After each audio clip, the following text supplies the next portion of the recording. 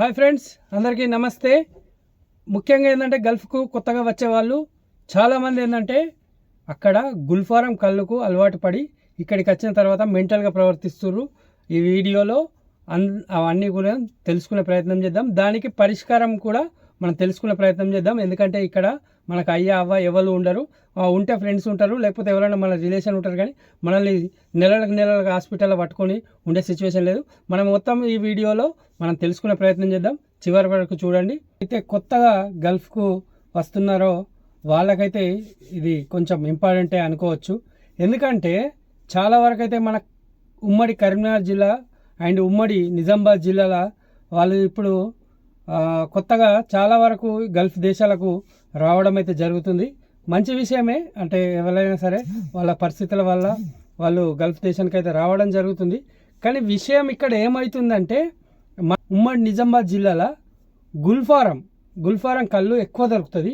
అయితే వాళ్ళు చాలా వరకు అక్కడ ఉన్నప్పుడు అది నార్మల్గా తాగుతారు, కానీ అది ఏంటంటే అది దానికి అడాక్ట్ అయిపోయి ఉంటారు చాలా వరకు. అది ఇక్కడికి గల్ఫ్ దేశానికి అయితే ఎప్పుడైతే వచ్చినారో అప్పటి నుంచి వాళ్ళకు ఏంటంటే గుల్ఫారం కళ్ళు మొత్తానికి దొరకడం అయితే బంద్ అయిపోతుంది.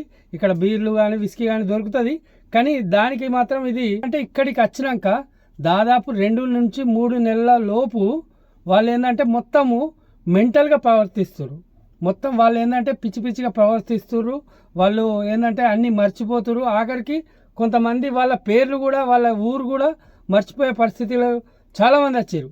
వేరే వాళ్ళ గురించి కాదు, మా కంపెనీలో రీసెంట్గా 2-3 రోజుల కింద ఇలాంటివి జరిగినాయి. అంటే గతంలో కూడా చాలా వరకు జరిగినాయి, కానీ రీసెంట్గా నేను 2-3 రోజుల కింద చూసిన. అతన్ని హాస్పిటల్కి అయితే తీసుకుపోయారు. మరి ఇంకా ఏ విషయం అన్నది కూడా క్లారిటీగా తెలియదు. కానీ ముఖ్యంగా చెప్పాల్సిన విషయం ఏంటంటే చాలా వరకు గల్ఫ్ దేశానికి వచ్చే వాళ్ళు ఇంటికాడ గుల్ఫారంకు ఎడక్ట్ అయిపోయి ఉంటారు. చాలా వరకు ఏంటంటే అది ఒక డ్రగ్స్ లాంటిదే. 99% అది ఒక డ్రగ్స్ లాంటిది. మరి దీనికి పరిష్కారం లేదా అంటే కంపల్సరీ సహజంగా అయితే లేదనుకోవచ్చు.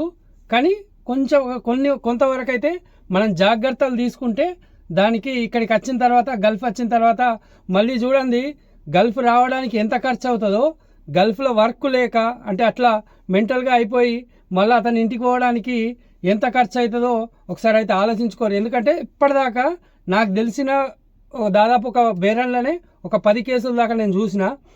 ఆల్రెడీ దుబాయ్లో మన మిత్రులు చాలామంది ఇతని ఊరేంది ఇతని పేరేంది అని చెప్పి చాలామంది మనకు ఫేస్బుక్లో వీడియోలు అయితే పెడుతున్నారు. దీని అంతటికి కారణం ఏంటంటే ఇదే గుల్ఫారం కళ్ళే మెయిన్. ఎంత ఏంటంటే గుల్ఫారం కళ్ళు దానికి మొత్తం అడాక్ట్ అయిపోయి వాళ్ళు అట్లా పిచ్చిగా ప్రవర్తిస్తారు.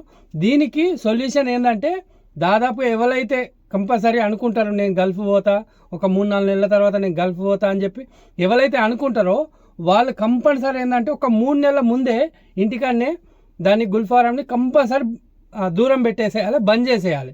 బంద్ చేసిన తర్వాత మనకు ఆ 3 నెలల 4 నెలల్లో మనకు అర్థమవుతుంది ఏంటంటే మనకు ఆ 3 నెలలు 4 నెలల్లో మనం అవసరమైతే కొన్ని మెడిసిన్స్ దానికి బంద్ కావడానికి మనము దాన్ని ఆపడానికి కొన్ని మెడిసిన్స్ కూడా దొరుకుతాయి. అవి వాడి ఏంటంటే మంచిగా ఓకే మనం 3 నెలల దాకా మనం మంచిగా ఉన్నాము అన్నప్పుడు కంపల్సరీ గల్ఫ్కి వస్తే మాత్రం ఇక్కడైతే ఎలాంటి ఇబ్బంది ఉండదు. ఎప్పుడైనా కావాలంటే ఇక్కడ చాలా గల్ఫ్ దేశాలలో దొరుకుతాయి, బీర్ విస్కీ దొరుకుతాయి. అది ఎప్పుడైనా కావాలనుకున్నప్పుడు తాగొచ్చు. కానీ ఏంటంటే గుల్ఫారం మాత్రం దొరకదు. కాబట్టి మనం ఇంటి దగ్గర ఉన్నప్పుడే కంపల్సరీ ఒక 3 నెలలు 4 నెలల ముందే గల్ఫ్ దేశం వెళ్తా అని ఎప్పుడైతే మనం మైండ్లో డిసైడ్ అవుతామో అప్పుడే దాన్ని క్లోజ్ చేసేస్తే చాలా అంటే చాలా ఇబ్బందులు తప్పుతాయి ఇక్కడికి వచ్చిన తర్వాత. ఇక్కడ ఎందుకంటే మీ అందరికీ తెలిసే సొంత అన్నదమ్ముడు ఉన్నా కానీ అంత పట్టుకొని అయితే తిరిగే అంత టైం ఉండదు ఇక్కడ. అలాంటి పరిస్థితి ఉంటుంది ఇక్కడ.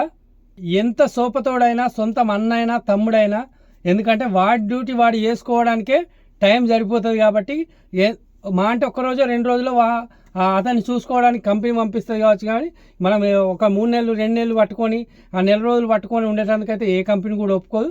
సొంతం అన్న తమ్ముడు ఉన్నా కానీ అలాంటి ఇబ్బందులు అవుతాయి. కాబట్టి ఇక్కడ ఎవ్వలకు శాశ్వతం కాదు. మనకు ఫ్రెండ్స్ ఉంటారు కావచ్చు, కానీ మరీ మనల్ని డ్యూటీ బంద్ చేసుకొని వారాలకు వారాలు పట్టుకొని తిరిగేంత ఫ్రెండ్షిప్ అయితే నాకు తెలిసి ఉండదు.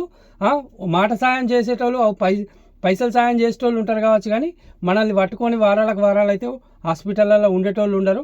ఇదంతా కూడా కొత్త గల్ఫ్ వచ్చేటోళ్ళు అయితే మాత్రం చాలా గమనించాలి. ఎందుకంటే రీసెంట్గా చాలా అంటే చాలా కేసులు మనం దుబాయ్లో కూడా చూసుకోవచ్చు, చాలా గల్ఫ్ దేశాలలో చాలా వరకు ఇలాంటివి జరుగుతున్నాయి. ఎందుకంటే మనము ఉమ్మడి కరీంనగర్ జిల్లా అండ్ ఉమ్మడి నిజామాబాద్ జిల్లా వాళ్ళే ఎక్కువ ఉంటారు కాబట్టి ఈ ఈ రెండు ప్రాంతాల నుంచి చాలా వరకు గుల్ఫారంకు అలవాటు పడి ఉన్నోళ్ళు ఉన్నారు కాబట్టి ఇలాంటి జాగ్రత్తలు తీసుకోవాలి.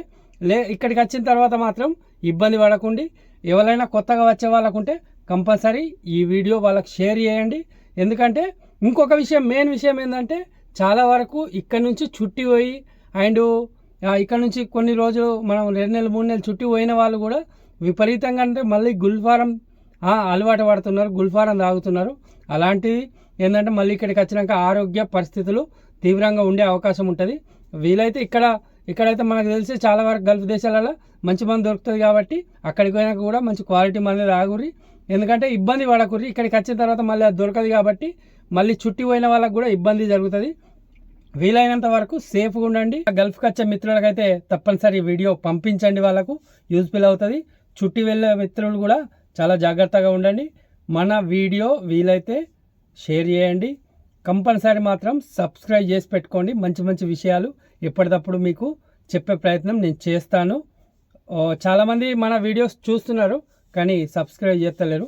చూడండి, ట్రై చేయండి, సబ్స్క్రైబ్ మాత్రం తప్పకుండా చేయండి.